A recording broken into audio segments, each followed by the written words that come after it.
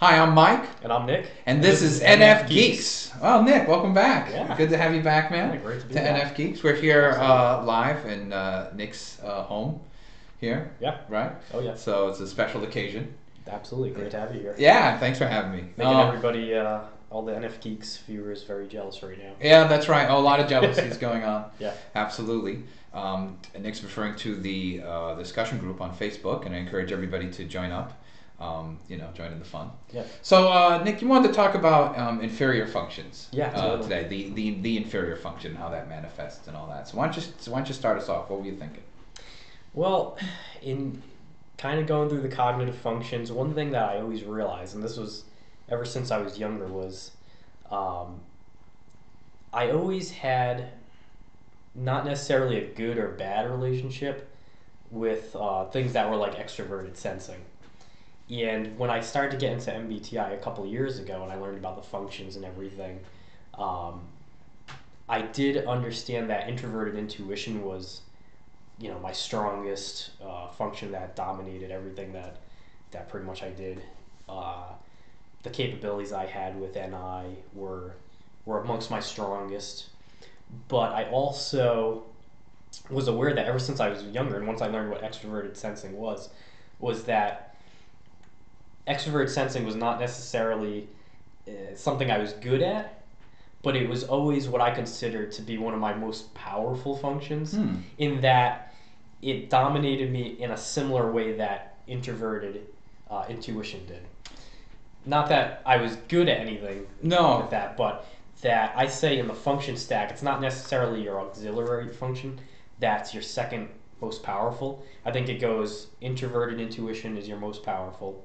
The thing that you're best at, the most capable at, the kind of things that introverted intuition does, or whatever your dominant function does, that's the kind of thing that you're most capable at. And although I do find that then second place in terms of what you're good at and what strengths you have come from the auxiliary, I don't necessarily feel it's the most powerful. I think that the second most powerful function is your inferior function. Sure. So what I hear you saying is, and correct me if I'm wrong, is that we're not talking about capability as much as we're talking about impact.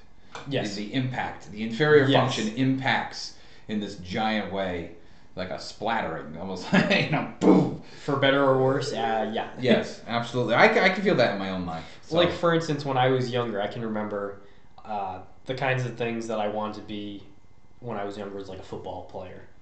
Or I was always into just getting a thrill out of certain things.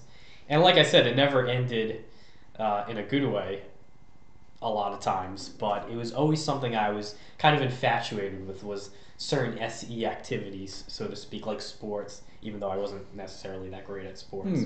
Even some artwork, and when I started to get into music, it was always, like I said, the first thing, it was always dominated by NI and introverted intuition, and it was always intuitive first. But right behind that, then I was into the aesthetic of things, and not in an SP way, but in kind of a wannabe SP way, where if I ever did a piece of artwork, I was always, the one thing I would always get hung up on, whether it be 2D animation or sculpture or anything, was the details, in kind of an unhealthy way though, to the point where it would just I can understand that. Overrun the initial interest that was primarily intuitive. Hey, could you, what are some specific moments where, we'll start with just the function and then expand out. Can you give us a specific moment where your SE, or specific types of moments where your SE totally hits you hard, and you're forced to deal with it, or whatever?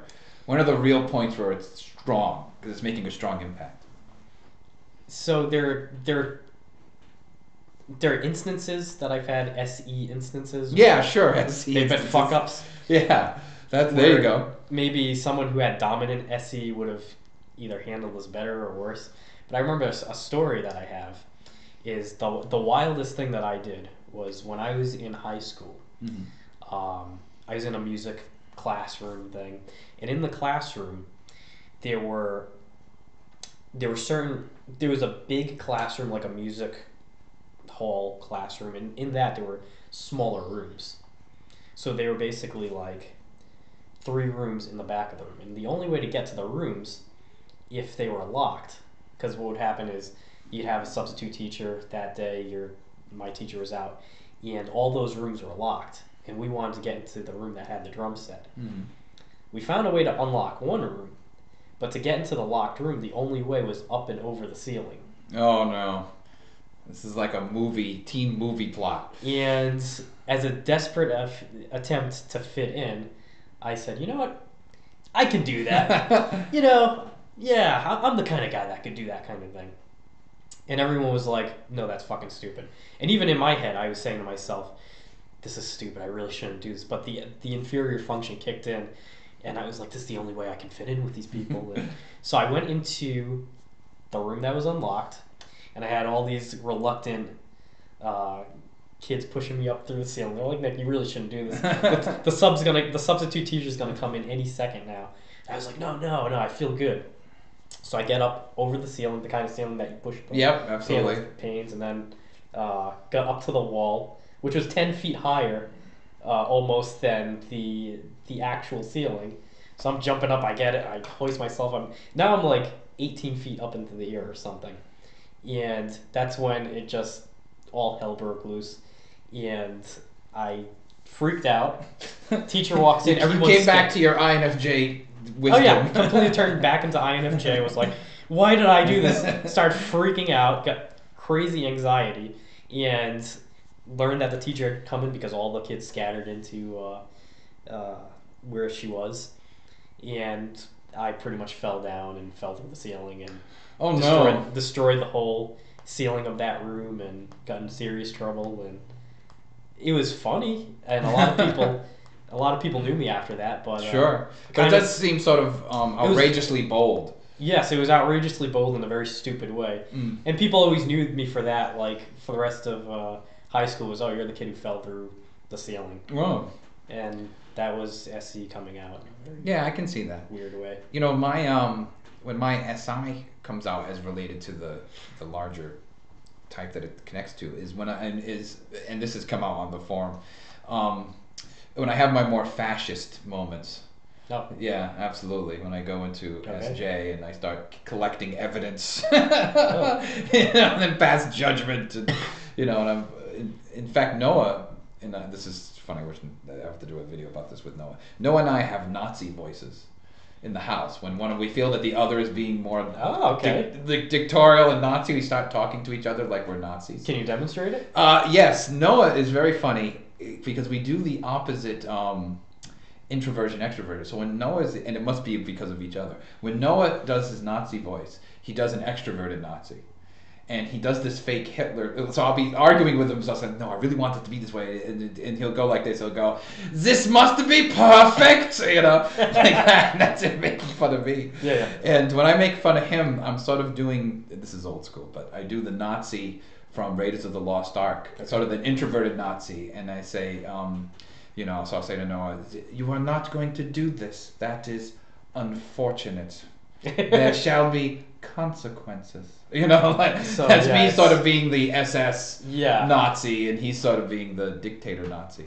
But he's laughing. It's funny when he does it. He's laughing because he's making fun of me specifically about my fascist moment that I'm having. Uh-huh. And I've had those on the discussion group. I mean, I've had them. I've gotten rid of people. Yeah. So people have been excommunicated. There'll be more. For sure. Yeah. Interesting. Another thing with SC for me too is that I've the worst memory ever. That's funny. How do you relate that to SE? Because usually that's related to, because I have SI moments. Well, it's the kind of thing where I just cannot remember tangible things that I've seen or the experiences that I've had, and I'll just completely forget about them. And I don't know if that's because SI is way, way down, even further below that, but I have a bad memory. And that always affects me when it comes to detail-oriented stuff. Sure. I can tell you someone who has my SI being inferior is that it's very hard to remember basic factual things that are necessary but are not of any content. Yeah. So for example, and this is true even about today, I never know the date at any given moment. I don't either. I know that it's Saturday, right? Is this a Saturday? I know that, and I know it's March. Yeah. You know what I mean? But and it's in the we're We're- past we're St. kind of- Patrick's Day. We're in the 20s somewhere. Yes, but I have Yeah. no idea. I don't know what anyone's birthday is. Yeah. You know, except Noah's. You know what I mean? Names. Yeah. I'm terrible at Oh, names. names have had horrible See, things I happen. can remember faces pretty well. Mm-hmm. And like I said, one thing that I've noticed with me in terms of, like, say SE, is that it's either all on or all off. Well, one of the things with SE, when SE is a dominant or just strong, it's being able to sort of really assess the environment correctly and being able to handle the literal environment. Yeah. And being able to make immediate tactical choices. This is why SPs are very great at, really good athletic SPs are good at being athletes because they can make decisions really quickly because they're picking up the nuances. Yeah, not necessarily overanalyzing anything. No. Raw data. Right, that's why ESTPs are like great skiers. Yeah. You know what I mean? They can treat, Well, that's the thing. I do it. Do you find that maneuvering through the physical world gets screwed up for you?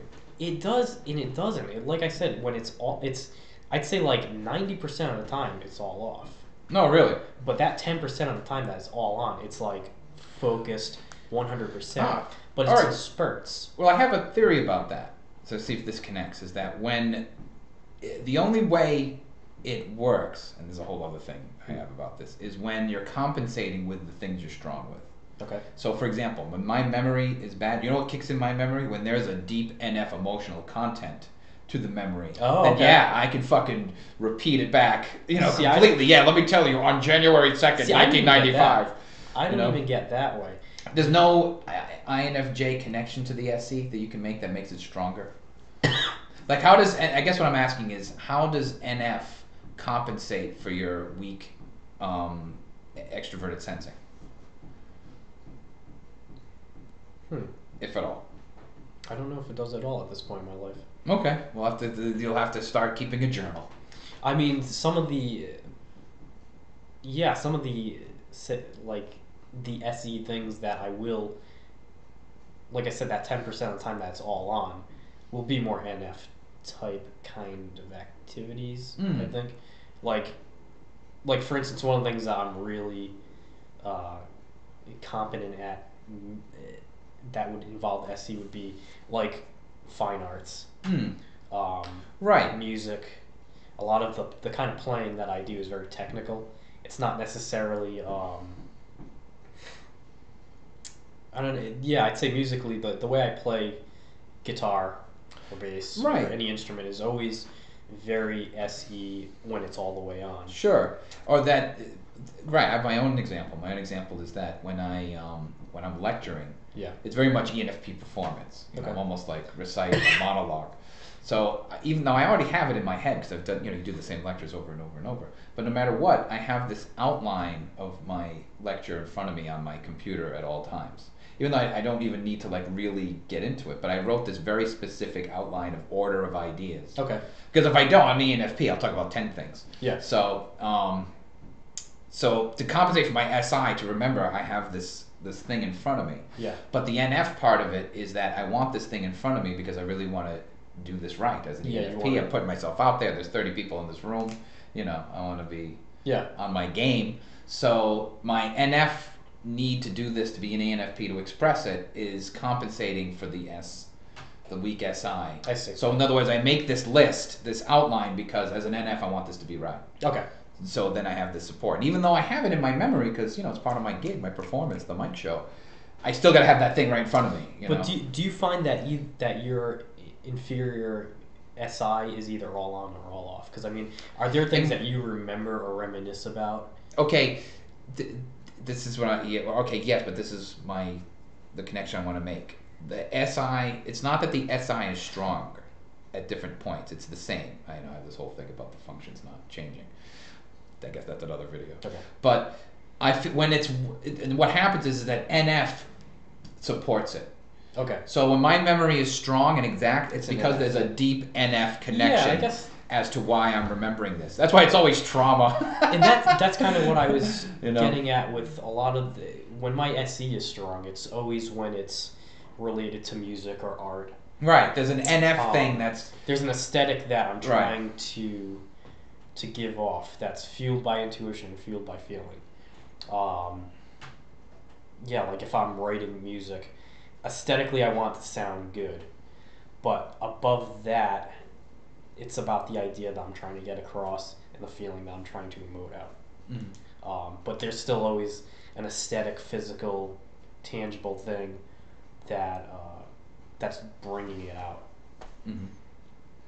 All right. Well, I think that's going to have to be just enough time. That was the perfect time. Nice. So thanks, Nick. That was a good episode. Thanks. All right. Thank you.